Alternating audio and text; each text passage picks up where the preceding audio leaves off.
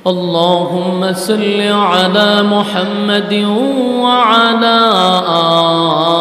آل محمد كما صليت على ভাই আর দইরেন না, ইকুটা একটু কমান, আল্লাহর রাস্তায় আর দইরেন না, ইকুটা হালকা একটু কমান।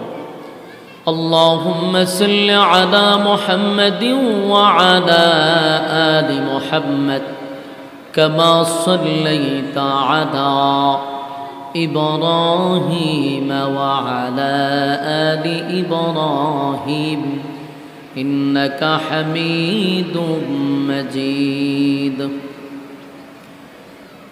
मेरा दिल तलब रहा है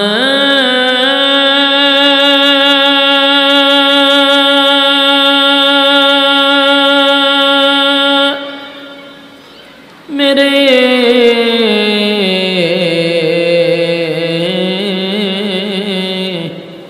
जल रहा है सीना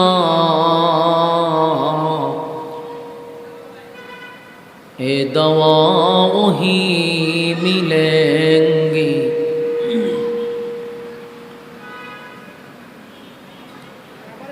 मुझे ले चलो मदीना बलगल उला बिकमालिही कशाफत तुजा बिजमालिही हसनत जमीआ। নয়েজ দেয় কেন আপনার? এটা নয়েজ দিতেছে কেন? আমি শুরু করছি, রিভাব বাড়ান বক্সে, নয়েজ কমান। বলগল উলা বিকমালিহি কশাফত তুজা বিজমালিহি হসনত জমিয়া। শীষ দিতেছে हसनत जमीआ खिसालिही सल्लो अलैहि। अल्हम्दुलिल्लाह। সেনপাড়া খাদেমুল ইসলাম যুব সংকিতির উদ্যোগে আয়োজিত 2 দিন ব্যাপী বার্ষিক ওয়াজ ও দোয়ার মাহফিল। আজকের মাহফিলের সম্মানিত সভাপতি হাজী মোহাম্মদ সালাউদ্দিন সালু, প্রধান মেহমান আলহাজ আব্দুর রহমান মেম্বার সাহেব, আজকের মাহফিলের প্রধান আলোচক হজরত মাওলানা মুফতি রফিক বিন মনির, দিগার অতিথিবৃন্দ, মুআজ্জাজ মুকাররম হজরত উলামায়ে কেরাম, উপস্থিত যুবক ভাইরা, মুরব্বিয়ানে আজম, সকলের প্রতি আন্তরিক মোবারক। শুকরিয়া আদায় করছি যিনি আমাদেরকে দুনিয়ার সমস্ত ব্যস্ততাকে পিছনে রেখে দিনই একটা মজলিসে বসার সুযোগ করে দিয়েছেন। জন্য শুকরিয়া আদায় করছি, আলহামদুলিল্লাহ।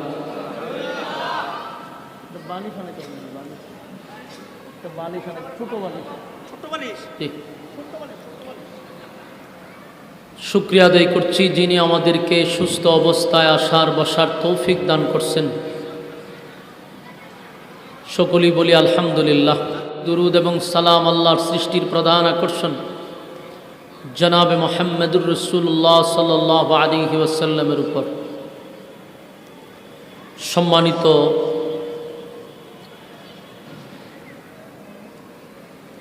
যুবক ভাইয়েরা, মুরব্বিয়ানে আজম, যারা রাস্তাঘাটে আছেন, মেহেরবানি করে আমরা প্যান্ডেলের ভিতরে চলে আসি।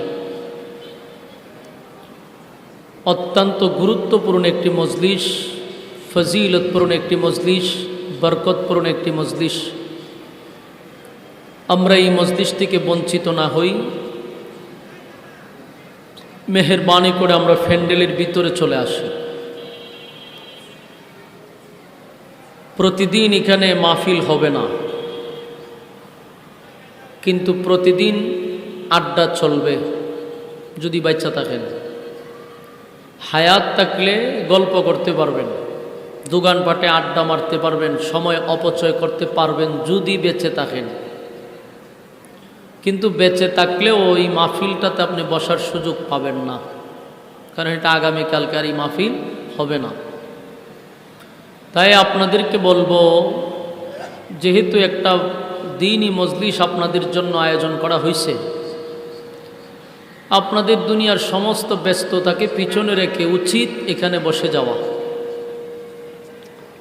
আমি আপনারা যে বাংলা কথা কই আপনি বুঝেন, মাথা ঠিক আছে নি আপনার, আপনি সুস্থ আছেন, ধরা লাগবে না। আমি বলছি কোনো ধরনের নয়েজ দিতে পারবে না। আপনি মাস্টার আর একটু পারলে কমান এবং ইকুটা কমান, মানুষ তো কথা বুঝতেইব। আমার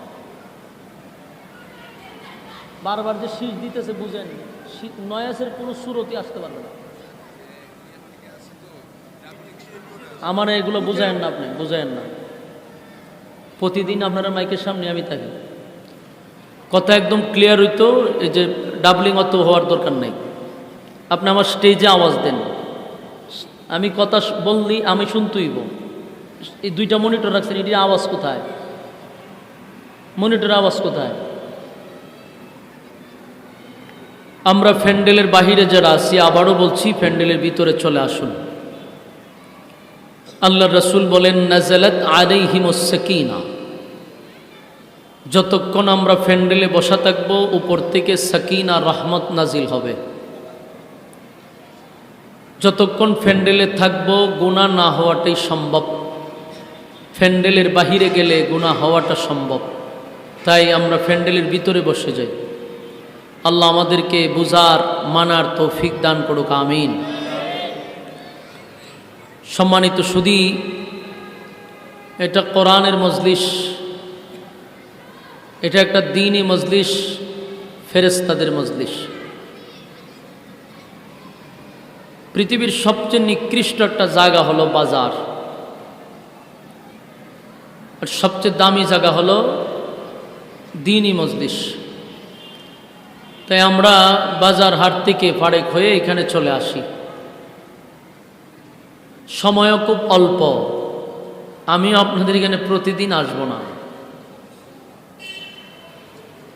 হবিগঞ্জ থেকে আইসা যদি এই অবস্থা আমার দেখতে হয়, এটা অত্যন্ত দুর্ভাগ্য এবং বক্তার জন্য অত্যন্ত কষ্টের বিষয়। মেহেরবানি করে প্যান্ডেলের ভিতরে চলে আসি। তাহলে কথা বলার আগ্রহ উৎসাহটুকু আমাকে তৈরি করে দিতে হবে আপনাদের উপস্থিতির মাধ্যমে। আমি আপনাদের সামনে একটা কমপ্লিট সূরা তেলাওয়াত করছি। সূরাটির নাম হলো সূরায়ে দোহা। এই সূরাটা আল্লাহ কেন নাজিল করল, নাজিলের কারণটা কি, কোন কারণে নাজিল হয়েছে, নাজিলের কারণটা আমরা জানবো ইনশাআল্লাহ। এরপরে আমরা এই সূরার সরল তর্জমাগুলিও শুনবো ইনশাআল্লাহ। সূরায়ে দোহা মূলত নাজিল হইছে রাসূলকে খুশি করার জন্য, আনন্দ দেওয়ার জন্য। হালকা একটু ইকো দেন যাতে শ্বাসটা না টানে, হালকা, বেশি দিয়ে না, হালকা দেন যাতে শ্বাস না টানে। এই সূরাটা রাসূলকে খুশি করার জন্য। না না, মাস্টার বাড়ায় না, শুধু ইকু দিতে না, মাস্টার বাড়ানোর কথা কইছি। আপনাদের সামনে যে সূরা তেলাওয়াত করা হয়েছে, এটা রাসূলকে খুশি করার জন্য, আনন্দ দেওয়ার জন্য আল্লাহ নাজিল করছে। সুবহানাল্লাহ। আসেনি আপনার এলাকা? লক্ষণও তো বোঝা যায় না। এই সূরা রাসূলকে খুশি করার জন্য। তাহলে রাসূলকে আল্লাহ কেন খুশি করলেন, ঘটনাটা কি ঘটছিল, যেই ঘটনার কারণে আল্লাহ রাসূলকে খুশি করছে? প্রতিটা আয়াতে আয়াতে শুধু রাসূলকে সান্ত্বনা দিচ্ছে।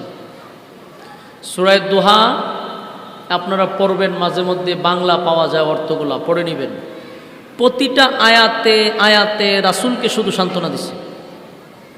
তাহলে এই সূরাটা শুধু রাসূলকে আনন্দ এবং খুশি করার জন্য, সান্ত্বনা দেওয়ার জন্য আল্লাহ নাজিল করছে। ঘটনাটা ঘটছিল, মক্কার কিছু লোক রাসূলে আরবি সাল্লাল্লাহু আলাইহি সাল্লামের কাছে আসছে কিছু বিষয় জানার জন্য। তো রাসূলের সাথে যখন তারা বৈশাখ কথাবার্তা বলা শুরু করলো, তখন তারা কথার মাধ্যমে বারবার রাসূলের কাছে তারা হেরে যাইত। যতবার রাসূলের সঙ্গে তারা বসছে, ততবার তারা কথার মধ্যেই রাসূলের সঙ্গে হাইরা যেত। কথা দিয়া কোনো সময় তারা বিজয় হইতে পারছে না। তো এক পর্যায়ে তাদের মধ্যে কিছু লোক বলল যে আমাদের লজ্জা লাগে, আমরা যতবার আব্দুল্লাহর পুত্র মুহাম্মদের কাছে যাই আমরা লজ্জা পাই, তার সঙ্গে কথা বলে আমরা কুলায়া উঠতে পারি না। এখন আমাদের করণীয় কি? তো এদের মধ্যে একজন বলল যে ওনার সাথে কথা বলে তোমরা কোনো দিন জিততে পারবে না, বিজয় হইতে পারবে না। তার কারণ ওনার মধ্যে আসমানি এলেম, আল্লাহ প্রদত্ত, ওনার সাথে কথা বলে তোমরা কোনোভাবেই বিজয় হওয়া সম্ভব না। যদি বিজয় হতে চাও তাহলে আমাদের মধ্যে একজন আসমানি এলেমওয়ালা লোক দরকার, তার সাথে কথা বলার জন্য। এখন ঠিক আছে, আর ধরে না। তো এরা বললো আমরা এখন এই লোক পাবো কোথায়? গোটা মদিনায় তারা মক্কায় তালাশ করছে, আসমানি এলেমওয়ালা লোক মক্কাতে খুব কম নাই, আবার মদিনাতে অভাব নাই। তাই তারা 400-450 কিলোমিটার দৌড়াইয়া গেছে মদিনায়। অনেক লম্বা রাস্তা, এটা তার এখনকার মতো না যে তথ্য প্রযুক্তি গাড়ি আছে ঠান্ডা জামুগা। এগুলা মরুভূমি দিয়া পাহাড় ডিঙ্গায় অনেক দূরে 2 দিন 3 দিন লাগতো যাইতে। গেছে তারা মদিনায়। মদিনায় ছিল অসংখ্য তাওরাতের আলেম, ইহুদি পণ্ডিত ছিল। এদের কাছে গিয়া বিষয়গুলা তারা বলছে যে দেখেন, আমাদেরই গোত্রের, আমাদেরই রক্তের, আমাদেরই সম্পর্ক, আমরা তার জন্মের আগ থেকে ধর্ম প্রচার করতেছি, কিন্তু আমাদেরই বাতিজা সে নতুন করে একত্ববাদী খোদার দাওয়াত দেয়। এই বিষয় নিয়ে যতবার তার সঙ্গে বসি, কিন্তু এমন কিছু কথা বলে আমাদের কথা বলার আর কোনো সিস্টেমই থাকে না, কোনো লাইন থাকে না। আমরা লজ্জিত হই। সে যখন কথা বলে আমরা তখন আশ্চর্য হই যে কথা বলার পরে আর কোনো কথা থাকে না, আমরা হেরে যাই। এখন আপনার কাছে আসছি আমরা 400-450 কিলোমিটার দৌড়াইয়া। আপনারা তাওরাতের আলেম, আপনাদের কাছে আসমানি এলেম আছে, আমাদেরকে আপনারা সাহায্য করুন। মক্কাতে এই একত্ববাদী খোদার দাওয়াত দেওয়ার কারণে আমাদের গোত্রে গোত্রে দ্বন্দ্ব হচ্ছে। যেখানে আমরা ধর্ম প্রচার করতেছি সেখানে আব্দুল্লাহর পুত্র মুহাম্মদ নতুন করে ধর্ম প্রচার করে আমাদের সমাজের মধ্যে একটা বিশৃঙ্খলা সৃষ্টি করছে। আর আমরা কোনোভাবেই চাই না সে তার ধর্ম প্রচার করুক। শুধু এখানেই শেষ না, সে নিজেকে একজন রাসূল বলে দাবি করে। এই বিষয়গুলো আপনাদের কাছে জানার জন্য আমরা আসছি, আমাদেরকে আপনারা সাহায্য করুন।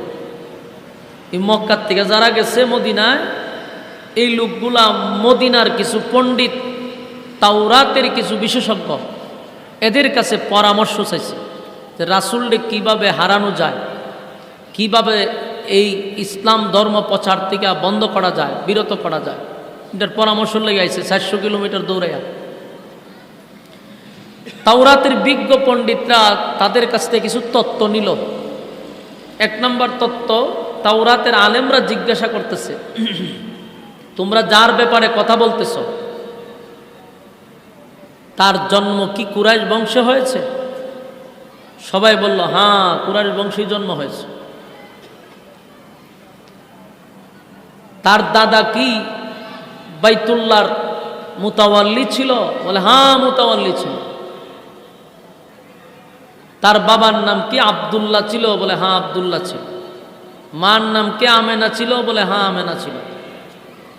বর্তমানে আবু তালেবের তত্ত্বাবধানে আছে? বলে হ্যাঁ। একের পর এক যখন তাওরাতের আলেমরাই বর্ণনা শুরু করছে, মক্কার মানুষ আশ্চর্য হয়ে গেছে যে আমরা তো কিছুই বললাম না। তারা তো দেখা যায় আমাদের চেয়ে বেশি মুহাম্মদের ব্যাপারে জানে। এটা তারা আশ্চর্য হয়েছে। ঘটনা কি, আপনাদের এলাকায়ও কি আসছিল নাকি? তাওরাতের আলেমরা বলল যে তোমরা যার ব্যাপারে কথা বলতেছো আমরা তার অপেক্ষায় ছিলাম। আপনারা এলাকায় সুবহানাল্লাহ থাকলে কইতে পারেন, লক্ষণে কয় না যে আপনারা সুবহানাল্লাহ পর্যন্ত শিখছেন। কোনো না কোন জায়গায় কোনটা বলতেইব, লক্ষণে বলে না যে আপনারা এইগুলো শিখছেন, এরপরে এগুলো মাঝে মধ্যে বইলেন। তাওরাতের আলেমরা রাত দিন অক্লান্ত পরিশ্রম করে এইগুলা রিসার্চ করছে। মক্কার মানুষ বর্ণনা করার আগে এরাই বর্ণনা করা শুরু করছে। এই বিষয়টা মক্কাবাসীর কাছে একটা আশ্চর্য লাগছে যে ঘটনাটা কি, কিছুই বললাম না, আমরা সে বেশি জানে। তখন বলল যে আমরা যে তাওরাত পড়ি, তাওরাতের পৃষ্ঠায় পৃষ্ঠায় আব্দুল্লাহর পুত্র মুহাম্মদের নাম আছে। তোমরা যেই তত্ত্ব দিছো যদি আমাদের তত্ত্ব সঠিক হয় তাহলে আমি তোমাদেরকে পরামর্শ দিব, তোমরা তাকে আল্লাহর নবী হিসাবে, রাসূল হিসাবে তোমরা মেনে নাও। সুবহানাল্লাহ। এরার তো মেজাজ গেছে গরম হইয়া। আমরা 450 কিলোমিটার দৌড়াই আসছি এটার একটা সমাধানের জন্য, আর উনি আমাদেরকে উল্টা বলতেছে যে আপনারা কালেমা পড়ে ঈমান আনেন। আমরা তো আপনার কাছে এই জন্য আসি নাই, তো তোমরা কেন আসছো?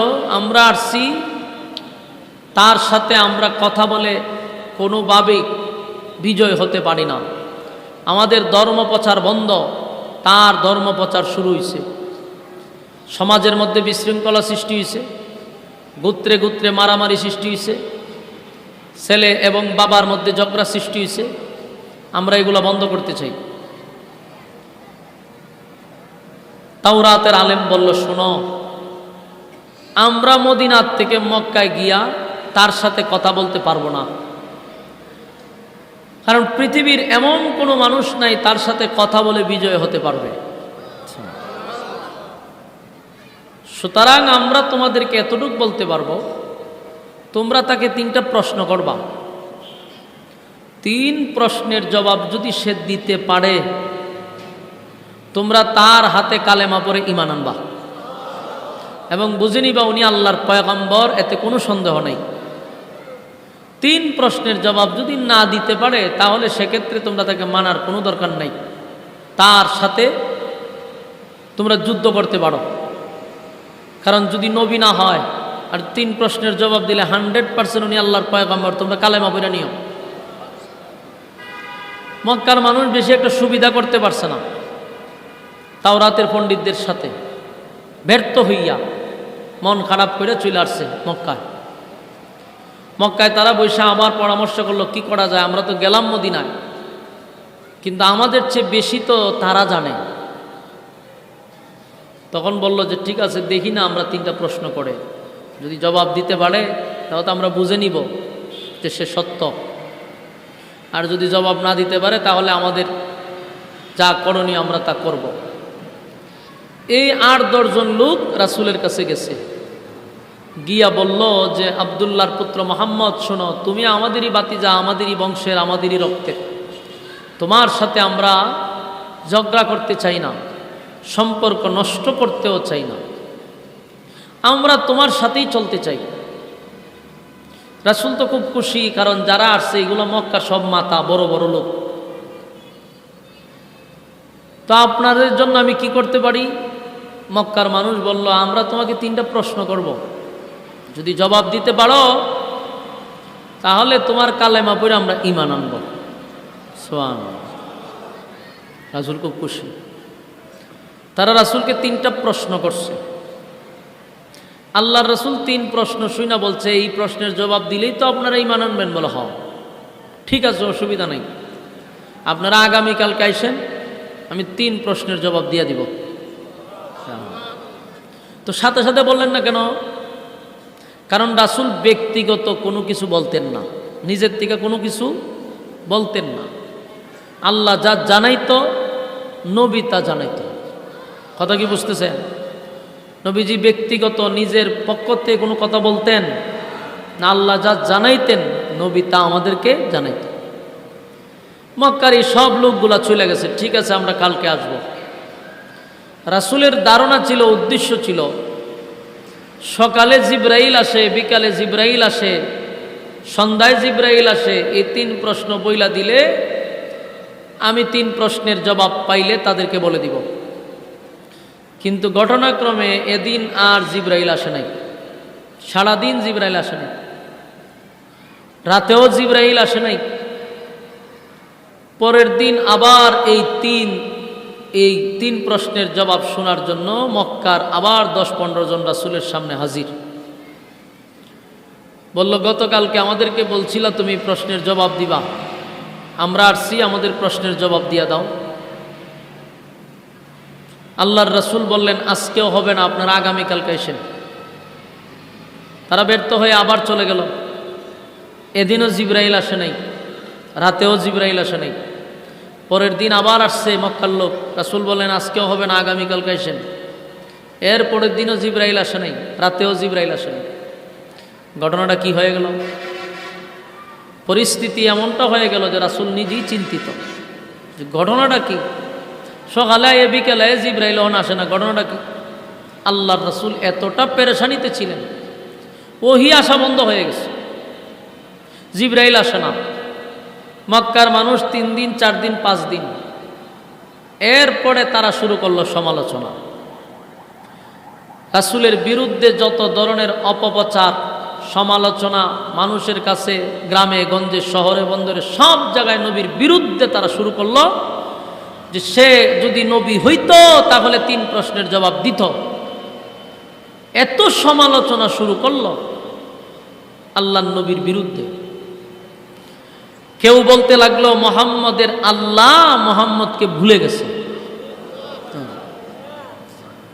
আর রাসূলের চাচিয়া ছিল একজন উম্মে জামিল, আবু লাহাবের বউ। সে আয়েশা বলল যে মুহাম্মদ, তোমার কাছে যে একটা শয়তান আসতো এখন আর আসে না। তার মানে জিব্রাইল বলছে। কত বড় বেয়াদব মহিলা! এই কতগুলো বিষয় নিয়ে রাসূল অত্যন্ত ব্যথিত। একদিকে মক্কার মানুষ বলতেছে আল্লাহ রাসূলকে ভুলে গেছে, রাসূলও নিজেও চিন্তিত যে জিব্রাইল কেন আসে না। এক পর্যায়ে রাসূল কান্না শুরু করলো। 1 দিন 2 দিন না, 15 দিন রাসূল শুধু কাঁদছে। আমার কথা কি আপনারা বুঝুন? কতদিন কাঁদছে? 15 দিন। 15 দিন ওহী নাজিল হয় না, বন্ধ হয়ে গেছে, জিব্রাইল আসে না। আর মক্কাতে রাসূলের বিরুদ্ধে এত সমালোচনা শুরু হয়েছে, এমনি তো এরা পায় না, এখন পাইছে। যারে পায় তার ব্যাপারে রাসূলের বিরুদ্ধে কথা বলতেছে। আর আল্লাহর রাসূল কান্না শুরু করছে, কান্দে আর আসমানের দিকে তাকায়, জিব্রাইল কেন আসে না। বারবার আসমানের দিকে রাসূল তাকায় তাকায়, কখন জিব্রাইল আসবে। রাসূল কান্দে। গোটা মক্কা নগরীতে এমন কোনো জায়গা নাই বিরুদ্ধে সমালোচনা হয় নাই। আর এই সমস্ত ব্যথা বেদনা নিয়ে রাসূল প্রতিদিন কাঁদতেছে আর জিব্রাইলের অপেক্ষা করতেছে। এক সময় আল্লাহর রাসূল নিজেও চিন্তা করেছে যে আল্লাহ কি আমার আসবে বুইলা লাইছে। আল্লাহর রাসূল কয়, আল্লাহ আপনি কি আমার বুইলা লাইছে? কাঁদতেছে। আল্লাহ রাব্বুল আলামিন বলেন, ফেরেশতা জিব্রাইলকে অর্ডার দিল, ফেরেশতা জিব্রাইল 15 দিন পর্যন্ত আমার বন্ধু চোখের পানি ছেড়ে দিয়া কান্না শুরু করছে। একটা পর্যায়ে আমার বন্ধু বলতে লাগলো, আমি নাকি আমার বন্ধুরে ভুলে গেছি। 1 দিন 2 দিন নয়, 15 দিন নবী কাঁদছে। চোখের পানিগুলো ছেড়ে দিয়া পয়গম্বর কাঁদতেছে আর বলে, মালিক সত্যি কি আপনি আমারে ভুলে গেছেন? মক্কার মানুষ বলে, আপনি নাকি আমারে ভুলে গেছেন। আল্লাহ 15 দিন ধরে জিব্রাইলকে পাঠান না।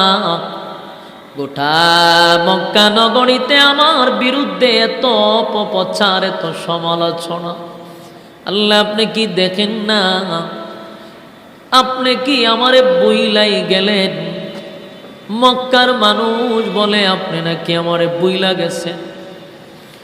আল্লাহ রাব্বুল আলামিন বলে, জিবরাইল রে, বন্ধুর কান্না আমি বরদাস্ত করতে পারি না। 15 দিন ধরে পয়গম্বর কান্দে আর বলে, জিবরাইল কোথায় রে, 15 দিন ধরে কেন আসস না?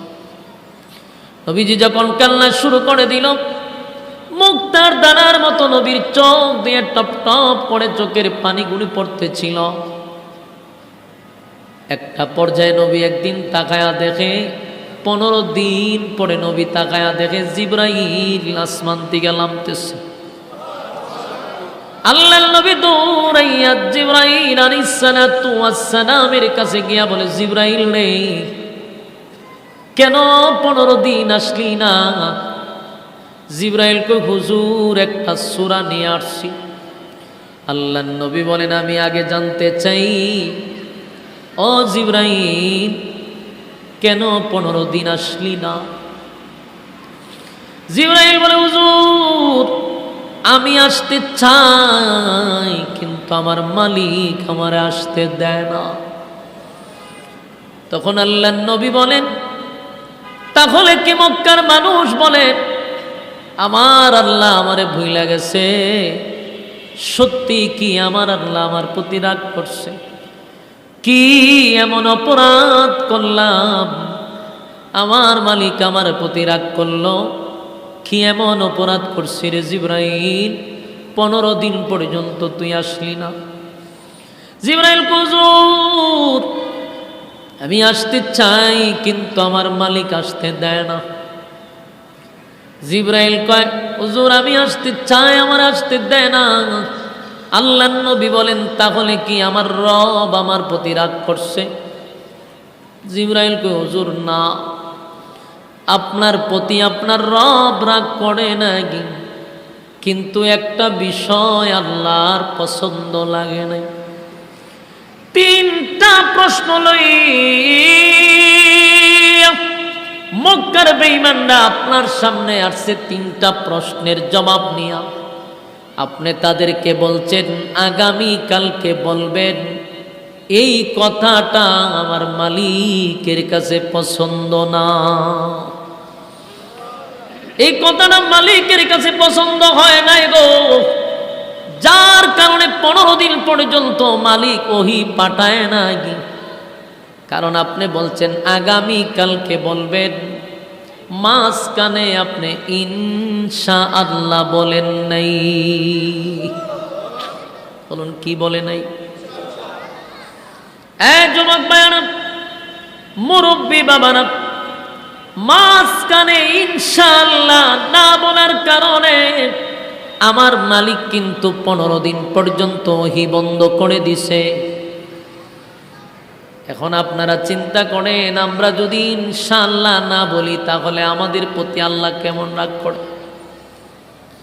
বন্ধুর প্রতি বন্ধু, এত মায়া এত মহব্বত, কিন্তু ইনশাআল্লাহ না বলার কারণে 15 দিন নবীর আল্লাহ কান্দাইছে। এই কান্দানোর পিছনে উদ্দেশ্য হলো উম্মতি মুহাম্মদীকে শিক্ষা দেওয়া। উম্মত রে, কোনদিন ইনশাআল্লাহ ভুলবি না। এক ইনশাআল্লাহ ভুলার কারণে আমার পয়গম্বর 15 দিন চোখের পানি ছেড়ে দিয়া কাঁদছে। 15 দিন পয়গম্বর কাঁদলো, উম্মত যেন কোনদিন ইনশাআল্লাহ না ভুলে যায়। পয়গম্বরের কাছে 3 প্রশ্নের জবাব জানার জন্য আসছে। পয়গম্বর যদি বলতো ইনশাআল্লাহ আগামী কালকে বলবো, তাহলে ওহী বন্ধ হতো না। কিন্তু নবী বলছে আগামী কালকে বলবো, মাঝখানে ইনশাআল্লাহ নাই। আসলে যদি আপনি চিন্তা করেন, একদিন না হয় নবী ভুলে গেছে, কিন্তু 15 দিন কি নবী ভুলে গেছিল? আমার কথা বুঝেননি আপনারা? ভাই আপনার মনোযোগ আসেনি? যে তিলিসমতি আমি দেখতাছি, ওয়াজের মাঠ না খেলার মাঠ আল্লাহ ভালো জানে। ছোট ছোট বলা অনেক খেলাধুলা করতেছে, আপনারাও মনোযোগ কিছু দিচ্ছেন, কিছু মনোযোগ নাই। কিছু মানুষ প্যান্ডেলের বাইরে, কিছু মানুষ প্যান্ডেলের ভিতরে। এই একটা তামাশা চলতেছে। তামাশার ভিতরে ভিতরে আমার ওয়াজও শেষ। আর কয়েক মিনিট বসেন।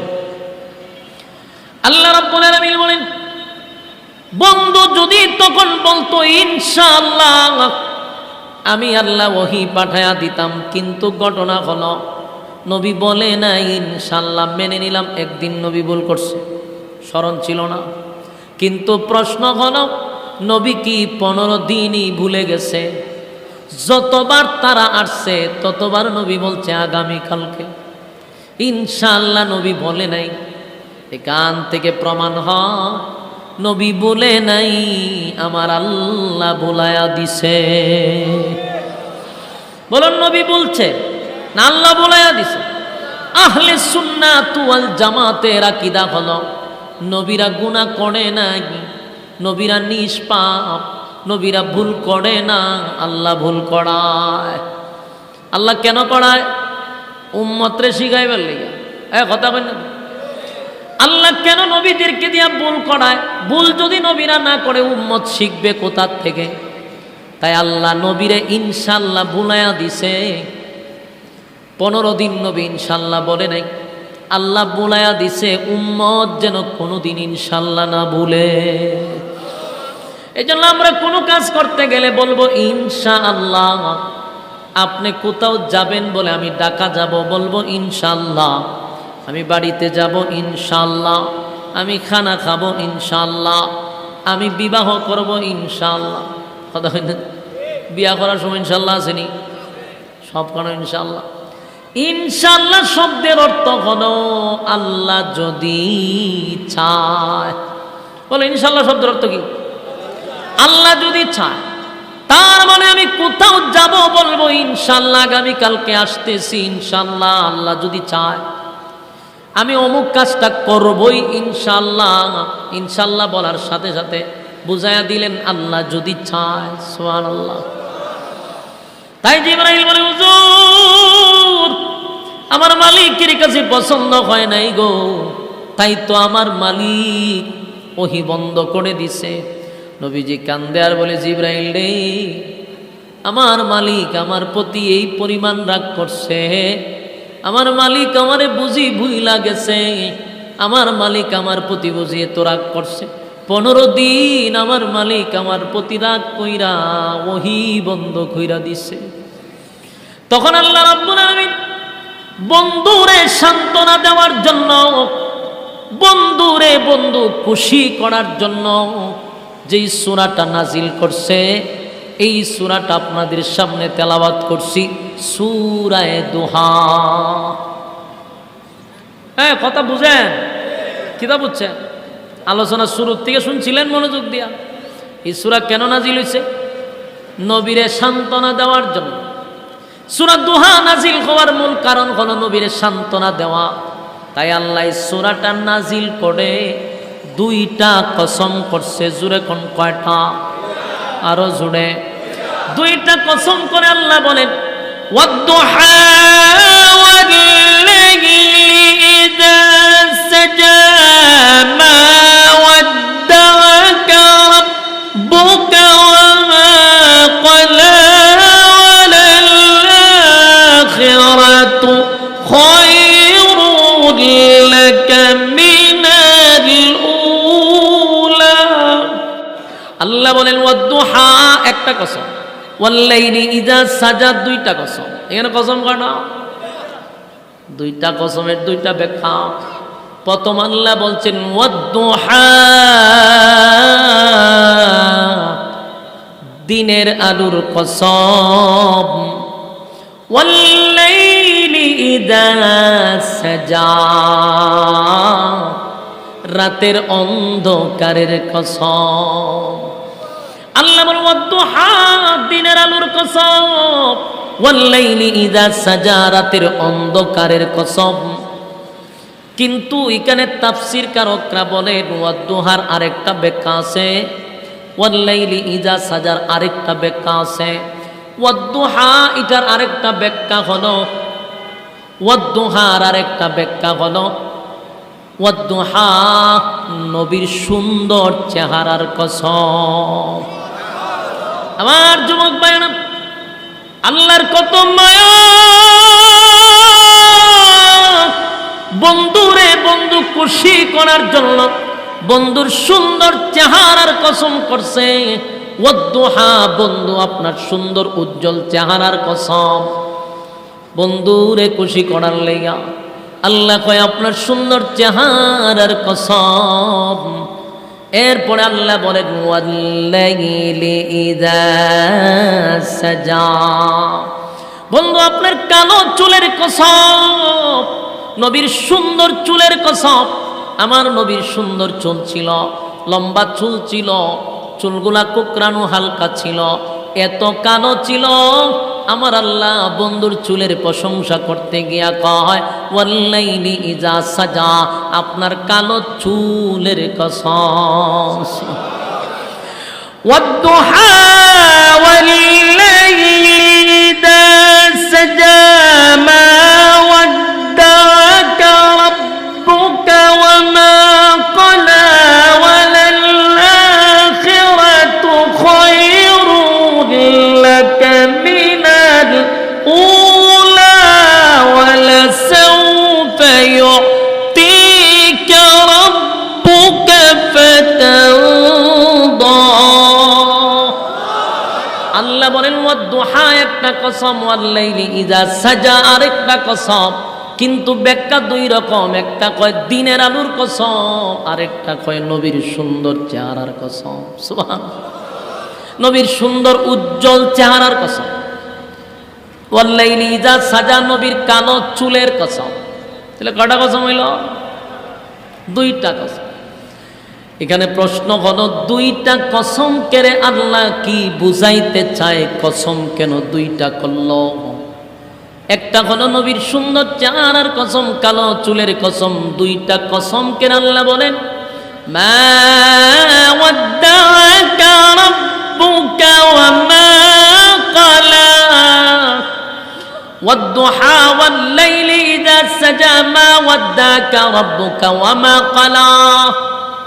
বন্ধু আপনার চুলের কসম, সৌন্দর্যের কসম। মা ওয়াদ্দাকা রাব্বুকা ওয়া মা ক্বালা, আপনার রব আপনাকে ভুলে নাই। সুবহানাল্লাহ। তাহলে কসম করলো কয়টা? কথা কয় না। কসম করে কি কয়? আপনার রব আপনারে ভুলে নাই, আপনার রব আপনার প্রতি অসন্তুষ্ট হয় নাই। তার মানে মক্কার মানুষ যে অপবাদ আপনার উপরে দিছে যে আমি আল্লাহ আপনারে ভুলে গেছি, এটা মিথ্যা। আমি আপনারে ভুলি নাই, আপনার প্রতি অসন্তুষ্ট হই নাই। আমি আপনাকে ভুলিও নাই, আপনার প্রতি অসন্তুষ্ট হই নাই। সুবহানাল্লাহ।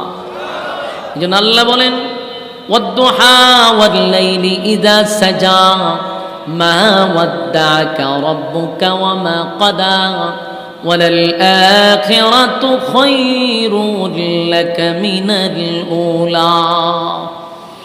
বলল আপনি কষ্ট নিবেন না, আপনার রব আপনার চেহারার কসম করছে, আপনার রব আপনার কালো চুলের কসম করছে।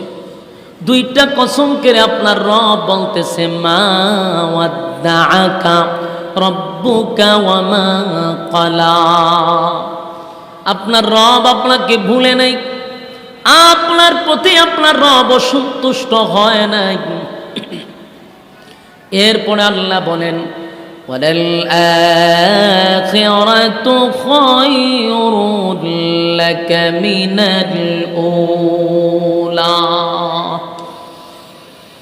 আপনার জন্য দুনিয়ার জমিনে যত নিয়ামত আপনাকে দিলাম গো নবী, আপনাকে যেই পরিমাণ নিয়ামত আমি দিছি কোটি কোটি কোটি গুণ বেশি আপনার জন্য আমি পরকালে বরাদ্দ রাখছি। আসিনি সুবহানাল্লাহ। আপনার জন্য কোটি কোটি গুণ নিয়ামত আমি বরাদ্দ রাখছি। দুনিয়াতে আপনারে যা দিছি এর থেকে আপনার জন্য পরবর্তীতে আরো বেশি রাখছি। ওয়ালাল আখিরাতু খায়রুন লাকা মিনাল উলা। আপনাকে আমি যা দিছি এর থেকে বেশি আপনার জন্য বরাদ্দ রাখছি। এরপর আল্লাহ বলেন ওয়ালা সাউফা ইউ'তিকা ربك فترضى আল্লাহ বলেন আপনার রব আপনাকে শীঘ্রই আপনাকে খুশি করবে, অচিরেই আপনাকে খুশি করবে। এখানে একটা বিষয় হলো আল্লাহ কেন বললেন ওয়ালাসাউফা ইউতিকা রাব্বুকা ফাতারদা, আল্লাহ কেন বললেন আপনাকে অচিরেই খুশি করব? তাফসীর কারকরা বলেন হতে পারে নবীকে আমার আল্লাহ মেরাজের সুসংবাদ জানাইছেন ইঙ্গিতে, হয়তোবা নবীরে মক্কা বিজয়ের বিষয়টা ইঙ্গিত করছেন, হয়তোবা নবী উম্মতের প্রতি কিছু দাবি করছিল, সেই দাবিগুলো আল্লাহ পূরণ করছে। সুবহানাল্লাহ।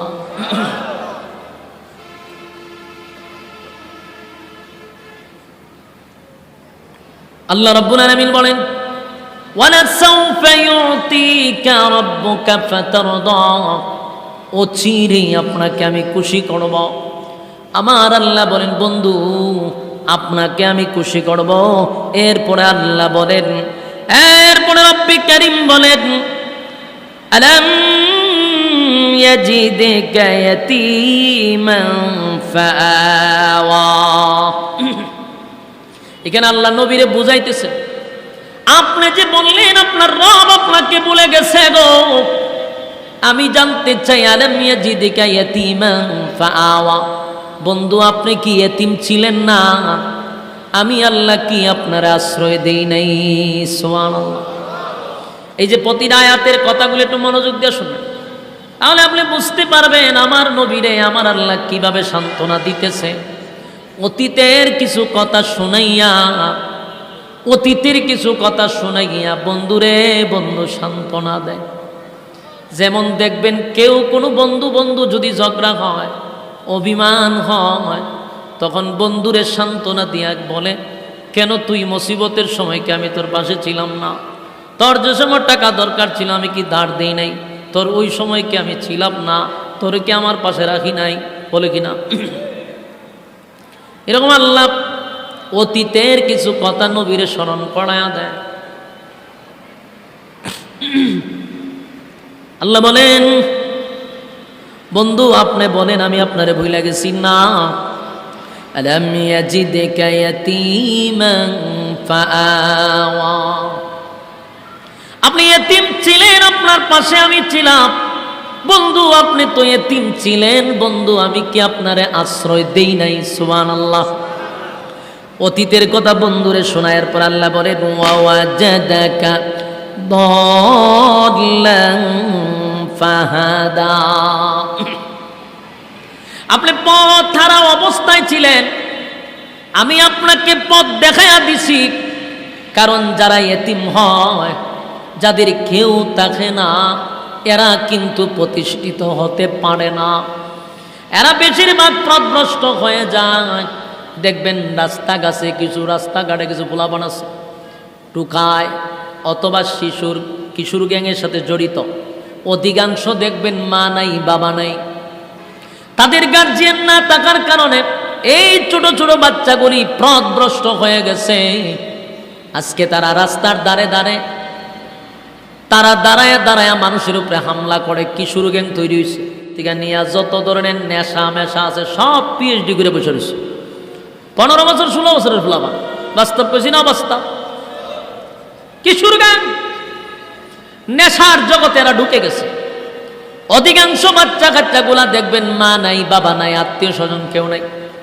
এই কারণে তারা প্রতিষ্ঠিত হতে পারে নাই, পথ হারা হয়ে গেছে। আল্লাহ বলে আপনি তো এতিম ছিলেন, কেউ ছিল না, তখন আপনার পাশে আমি ছিলাম। আপনি পথ হারা অবস্থায় ছিলেন, আমি আল্লাহ আপনাকে পথ দেখায়া দিছি, আপনাকে পথ হারা হইতে আমি আল্লাহ দিই নাই। সুবহানাল্লাহ। ওয়াজাদাকা দাল্লান ফাহাদা, আমি আপনাকে রাস্তা দেখায়া দিছি। এরপর আল্লাহ বলেন ওয়াজাদাকা আইলান ফাআগনা, আল্লাহ বলেন বন্ধু আপনি কি গরিব ছিলেন না? আপনি তো গরিব ছিলেন, আপনি তো নিঃস্ব ছিলেন, আমি আল্লাহ আপনাকে ধনী বানাইছি। আমার যুবক ভাইরা, এই কথাটা সাধারণ নয় গো। আমার আল্লাহ স্পষ্ট বলে, ওয়াজাদাকা আইলাম ফাগনা। এই কথাটার তাৎপর্য মারাত্মক। আল্লাহ বলেন, আপনাকে আমি গরিব অবস্থায় পেয়েছি, নিঃস্ব অবস্থায় পেয়েছি, আমি আপনাকে ধনী বানাইছি। এই কথাটা আমাদের মাইন্ডে সেট আপ করে নেওয়া দরকার যে আমার নবী ধনী ছিল, ধনী ছিল, ধনী ছিল। সারা জীবন শুধু ওয়াজ শুনছেন, নবীর পেটে পাথর ছিল, নবী গরিব ছিল। এই ওয়াজ শুনতে শুনতে এদেশের মুসলমান এটা ভুলেই গেছে আমার নবী যে দেশের রাষ্ট্রনায়ক ছিল।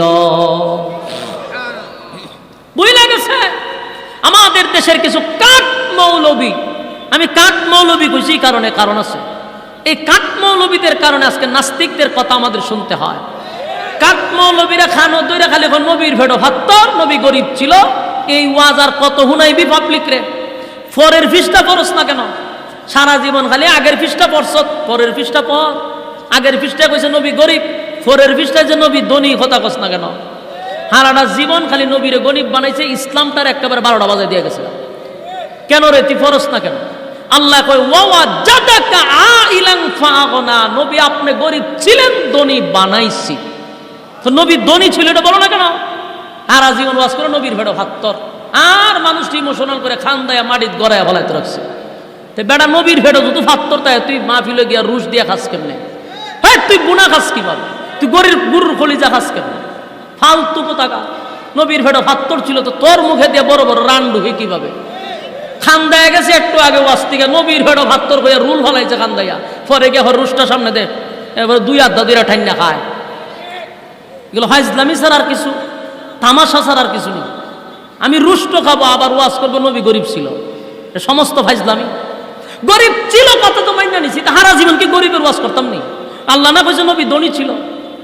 এই ওয়াজে ক্ষতিটা কি হয়েছে আপনাদেরকে বলি। কাঠ মৌলবী বলার তো কারণ আছে, এমনি এমনি বলি নাই। এই ওয়াজ কইরা দেশের মানুষের ব্রেন এমন ওয়াশ করাইছে, নাস্তিক পাড়ায় এই ওয়াজ মগস্ত। 2025 সালে যদি আজকে কোনো আলেম নেতৃত্ব দিতে যায়, চেয়ারম্যান হোক, এমপি হোক, কেউ যদি দাঁড়াইতে যায়, ওই সুশীল সমাজ আর নাস্তিক পাড়ার লোকেরা তখন বলে, হুজুর মানুষ আপনি থাকবেন মসজিদে, আপনি থাকবেন মাদ্রাসায়, আপনি কেন রাজনীতি করবেন? আমরারে বলে ওই কথা কেন বলছে? ওই যে হুজুরে কইছে ভেড়ো ভাত্তর, তার মানে নবী এত কষ্ট করছে ভেড়ো ভাত্তর আছে, আপনি কেন রাজনীতি করবেন? দিছিনি নাস্তিক পাড়ায় ওয়াজ মগস্ত করাইয়া। এখন আলেমরা নেতৃত্ব দিতে গেলে আমরা এরা টিটকারি করে, আপনারা রাজনীতি কিতা বুঝেন? আপনারা রাজনীতি করবেন কেন? যদি সেই মৌলবী যদি ওয়াজ করতো নবী দেশের রাষ্ট্রনায়ক ছিল, নবী দেশের প্রেসিডেন্ট ছিল, ওর তো পৃথিবী নবী পরিচালনা করছে। কিরে এই ওয়াজ করস না কেন? কারণ এই ওয়াজ করলে তো নাস্তিকরা এই কথা বলার সাহস পেত না যে আলেমরা রাজনীতি শিখছে স্বয়ং রাসূলুল্লাহর কাছ থেকে। কোন নেতায় কোন খেতায় যদি আলেমদেরকে জিজ্ঞাসা করে রাজনীতি পাইছেন কই, বলে আমি রাজনীতি পাইছি রাসূলের কাছ থেকে, আমি রাজনীতি শিখছি রাসূলের কাছ থেকে। আমার তো প্রশ্ন জাগে, তুই কোথার থেকে রাজনীতি শিখছস? আমারও যদি বলে আপনি কোথার থেকে শিখছেন, আমি তো বলবো রাসূল থেকে শিখছি। এখন প্রশ্ন হইল তুই কার নাম বলবি? কম তোর তো কোনো সুযোগ নাই। হয় বলবি ফেরাউনের থেকে, আর না হয় বলবি নমরুদ থেকে, না হয় বলবি আবু জাহেলের থেকে। এছাড়া তোদের লিডারকে আমারে বল, তোদের লিডারকে। তোরা রাজনীতি ফেরাউনের রাজনীতি, তোদের রাজনীতি নমরুদের রাজনীতি, তোদের রাজনীতি আবু জাহেলের রাজনীতি। কারণ ফেরাউনেরও খাসলত ছিল মানুষকে হত্যা করা, তোদেরও খাসলত মানুষ হত্যা করা। নমরুদের খাসলত ছিল মানুষকে গুম হত্যা করা, তোদেরও খাসলত হলো মানুষকে গুম হত্যা করা। নমরুদের খাসলত ছিল দর্শন খুন করা, তোদেরও একই খাসলত। আর প্রত্যেকটা নেতার প্রভাব পড়ে কর্মীর উপরে। বাস্তব না বাস্তব? এজন্য উলামায়ে কেরাম রাজনীতি শিখছে রাসূলুল্লাহর কাছ থেকে। যদি আলেমরা দেশ চালাইতো, এই দেশের টাকা বাহিরে যেত না। আলেমরা রাজনীতি করলে দেশের টাকা বিদেশে যেত না, এদেশে গুম হত্যা হইতো না, দর্শনের সেঞ্চুরি হইতো না, এদেশের মানুষের বাক শক্তি নষ্ট হইতো না। এর একটা কারণ হলো রাম বামদের রাজনীতি শিকার কারণে দেশের এই হাল অবস্থা। আল্লাহ কয় ওয়াজাদাকা আইলান ফাগনা, আপনাকে আমি ধনী বানাইছি, কিন্তু হে ওয়াজ করে নবীর ভেড়া বাদ। ইসলামটারে আর কত নিচে নামাইবেন? গরিব ছিল আমরাও মেনে নিছি, কিন্তু রাষ্ট্রের ওয়াজটা তো করা দরকার। নবী ধনী ছিল, দেশের প্রেসিডেন্ট ছিল। শুধু দেশের প্রেসিডেন্ট নবী ছিল না, আল্লাহর নবী দেশ চালাইছে, আবু বকর দেশ চালাইছে, উমর দেশ চালাইছে, উসমান দেশ চালাইছে, হযরত আলী দেশ চালাইছে। আর হুজুরের আপনার রাজনীতি পাইছেন কৌ? আশ্চর্যের বিষয় না? আপনার রাজনীতি বুঝেননি। বেটা 1.5 টাকার রাজনীতি বুঝতাম না কেন? সারা দেশের লক্ষ মানুষের সামনে কথা বলি আমরা। 30 পারা কোরআন আলেমরা বুকের ভিতরে বইরা তো রাখছে, এর ব্যাখ্যা ভিতরে ঢুকায়া রাখছে। আর 1.5 টাকার এক রাজনীতি বুঝি আলেমরা বুঝে না? তুমি বুঝো? তুমি বাহির থেকে ডিগ্রি নিয়ে বাংলাদেশ হয়ে 5 জন মানুষের সামনে কথা বলতে গেলে তোমার বাতাস ছুড়া শুরু হয়ে যাবে, কথাই বলতে পারে না। হেদায়েত চালাইব কেন? এজন্য আপনাদেরকে বলবো, আলেম ওলামারা আছেন, প্রত্যেকটা মসজিদ থেকে এই ওয়াজগুলি বেশি করা দরকার। যে আমার নবী দেশের রাষ্ট্রনায়ক ছিল। অনেক মুসল্লি, এক মুসল্লি আমার জীবনের প্রথমঞ্চি নবী যে প্রেসিডেন্ট আছে, আরা জীবন কিতা উঞ্চের বা ভেড়ো ভাত কি পরিমাণ ওয়াজ খাওয়াইছে পাবলিকরে, যে খাওয়াইতে খাওয়াইতে নবীর ভেড়ো ভাত। ইসলামটারে দরিদ্র সীমায় নিয়ে গেছে। একজনের পাঞ্জাবি পিছাটা বলতে বলতে বলতে বলতে উফরুজু উঠছে। হ্যাঁ, ময়লা চলে লাগাই উঠে খার হয়, জিগাইলে হয় ইসলাম এতটা শান শৌকত পছন্দ করে না। এগুলো বন্ডামি ছাড়া আর কিছু না। ইসলামকে খাটো করার জন্য, ইসলামটারে ধ্বংস করার জন্য সমস্ত বন্ড কিছু মৌলবী আছে, এরা ইসলামটারে 12টা বাজাইছে। টুপি একটা লাগায় 22 হাত লম্বা, 10 হাত লম্বা টুপি লাগায়, আর পাঞ্জাবি একটা বললে ফিসাদা উঠছে, এ সুফিগিরি দেখায়। ইসলাম আপনাকে এত নিচে নামার কথা বলে নাই। আপনার সামর্থ্য আছে সবচেয়ে দামি কাপড় আপনি পরেন, আপনার সামর্থ্য আছে সবচেয়ে দামি গাড়ি চালান। আমি একটা এক্সাম্পল দিই, আপনারা আমার সাথে অন্তর থেকে এটা জবাব দিবেন। ধইরা নেন, এই যুগে যদি আমার রাসূল থাকতো, ধইরা নেন এই যুগে যদি রাসূল থাকতো, পৃথিবীর সবচেয়ে দামি গাড়িটা রাসূল চালাইতো। বলবেন কিভাবে? আমরা দিতাম কিনা? কথা হয় না? দিই। সারা দেশের উম্মতি মুহাম্মদীরা স্বর্ণ দিয়া গাড়ি বানাইতো, হুজুরে হাদিয়া দিতাম আমরা, ঠিক কিনা? সবচেয়ে দামি বাড়িটাতে হুজুর থাকতো। আপনি ইসলামের তো নিচে নেন কেন? যখন যে অবস্থা, তখনকার পরিস্থিতিটা ছিল এরকম, তাই ওই অবস্থায় চলছে। এখন আপনার টাকা আছে, কোটি কোটি টাকা, আপনি ভিসাতে ভাঞ্জে বলে দিছে, এটা বাইজলামি আর বন্ডামি। আল্লাহ বলেন ওয়াওয়াজাদাকা আইলান ফাআগনা, আপনি গরিব ছিলেন, আমি আপনাকে ধনী বানাইছি। কথা কি বুঝতেছেন? ওই দেন কিছু ভাইয়াটা কেন দাঁড়ায় সাপ খেলা দেখে, জি আয়েন আমি সাপ ভাই করতেছি, আয়েন সাপ ভাইয়ের ব্যাগটাতে সাপ ভাই করেন। সাপ খেলা দেখে হারিয়া হারিয়া হারিয়া তোমার যে সাপ খেলার না দেখে, বইতে আর মন চায় না। কথা বুঝতেছেন? মসজিদে কিছু মানুষ যায়, দেখবে কোন রকম গিয়া নমাজটা কার হয়, অগলের শেষে যাইব, সেলামটা ফিরাইতে দিই, দেখবেন জুতা লইতে দৌড় মারতে দিই না। মানে মূল কথা হইল দিনই মজলিসে এদের কলিজায় শান্তি পায় না, এরা জানে খালি আয় উতাস করে। মসজিদে এরা বসতে পারে না, দিনই মজলিসে বসলে জানে ছটপট ছটপট করে। এটার খাসলত কিন্তু খুব খারাপ, আমি আর মুগ্ধা প্রকাশ করলাম না, কষ্ট পাইবেন। কিসের খাসলত এটা বললাম না, মনে মনে বুঝা নিয়েন। কিন্তু দিনই মজলিসে যারা বয়, বুঝতে হবে এদের ইমান জিন্দা। মজলিসে বসলে কলিজায় তৃপ্তি পায়, ভালো লাগে, এই জন্য বসে থাকে। তো অনেক মানুষ আছে দাঁড়ায় দাঁড়ায় এরা বসতে চায় না, জোর করে এনে বসানি যায় না। আল্লাহ এদেরকে হেদায়েত দান করুক, আমি। আল্লাহ বলেন ওয়াজাদাকা আইলান ফাআগনা, আপনি গরিব ছিলেন, আমি আপনাকে ধনী বানাইছি। সুবহানাল্লাহ। এরপর আল্লাহ বলেন ফাআম্মাল ইয়াতীমা ফালা তাকহার, কাজেই আপনি যেহেতু ইয়েতিম ছিলেনই, আপনি ইয়েতিমের প্রতি এত কঠোর হইয়েন না। আল্লাহ নবীর আল্লাহ বুঝাইতেছে যে ইয়েতিমের প্রতি কি হইয়েন না, কথা হয় না। আমার যুবক ভাইরা, ইয়েতিমের প্রতি কঠোর না হওয়ার কথা আল্লাহ নিজেই নবীর নসিহত করতেছে যে আপনি ইয়েতিম ছিলেন, আপনি ইয়েতিমের প্রতি কঠোর হইয়েন না। তার মানে খালি নবীরই ওয়াজ করছে না কিয়ামত পর্যন্ত সমস্ত উম্মতি মুহাম্মদীর ওয়াজ করছে? বুঝেই না কথা। এটা কি নবীরও ওয়াজ করছে না আমরারও করছে? হ্যাঁ, তার মানে আমি এতিমের প্রতি কঠোর হওয়া যাবে? এতিমের প্রতি কঠোর হওয়া যাবে না। আমার আশেপাশে বাড়ির পাশে যেখানে এতিম বাচ্চা দেখব, যাদের মা নাই, বাবা নাই, আত্মীয় স্বজন নাই, তাদের প্রতি কঠোর না হইয়া তাদের মাথায় যদি হাত বোলায়া দেন, তাদের পাশে যদি দাঁড়ান, আল্লাহর নবী বলেন আমি এতিম, যারা এতিমের প্রতি দরদ দেখায়, এতিমের প্রতি যারা মায়া মহব্বত দেখায়, আমি নবী ওয়াদা দিলাম জান্নাতের ভিতরে আমার সঙ্গে তোর দেখা হবে। সুবহানাল্লাহ। যদি আমি আপনি এতিমের পাশে থাকি, এতিমের প্রতি কঠোর হওয়া যাবে না। আল্লাহ নিজেই তার বন্ধুরে ওয়াজ নসিহত করতেছে,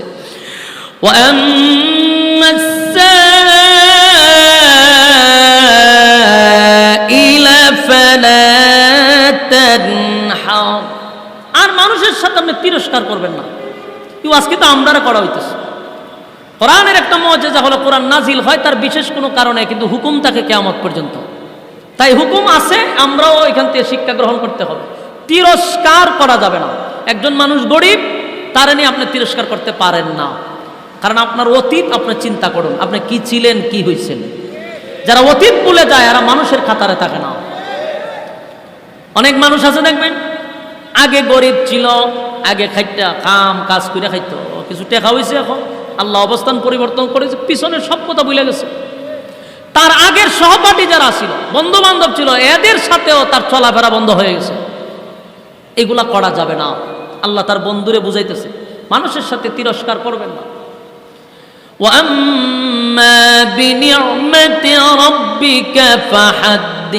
আল্লাহ কয় আপনার রবের নিয়ামত সমূহ প্রকাশ করুন। আপনার রবের নিয়ামতের ব্যাপারে আপনি প্রকাশ করুন। আপনার যে আল্লাহ নিয়ামত দিছে এটা প্রকাশ করার দরকার আছে না নাই? আমার যুবক ভাইয়েরা, এতক্ষণের আলোচনায় আমি শুধু সূরা দুহা সরন্তর জমাটা আপনাদেরকে শোনাইলাম। আল্লাহ রাব্বুল আলামিন এই সূরা নাজিল করছে শুধু পয়গম্বরকে সান্ত্বনা দেওয়ার জন্য।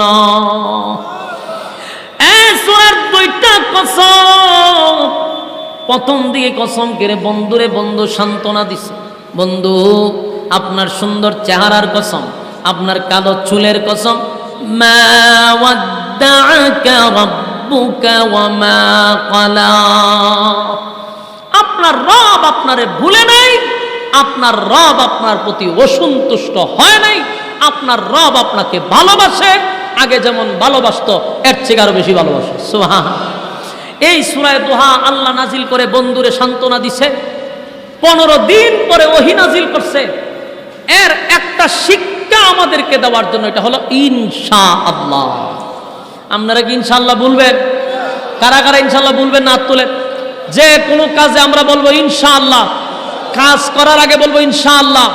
কোনো কাজ ইনশাআল্লাহ স্যার আমরা বলবো না। ইনশাআল্লাহ, আল্লাহ যদি চায়। ইনশাআল্লাহ শব্দের অর্থ কি? আল্লাহ যদি চায়, এটা বলবো না তো ইনশাআল্লাহ। আল্লাহ কবুল করুক, আমিন। সম্মানিত সুধী, আমার পরেও বাংলাদেশের উল্লেখযোগ্য একজন আলেম মুফতি রাফিক বিন মনির, ওনার বাড়িও আমরা সিলেট, 2 সিলেটটা একটারও বসছি।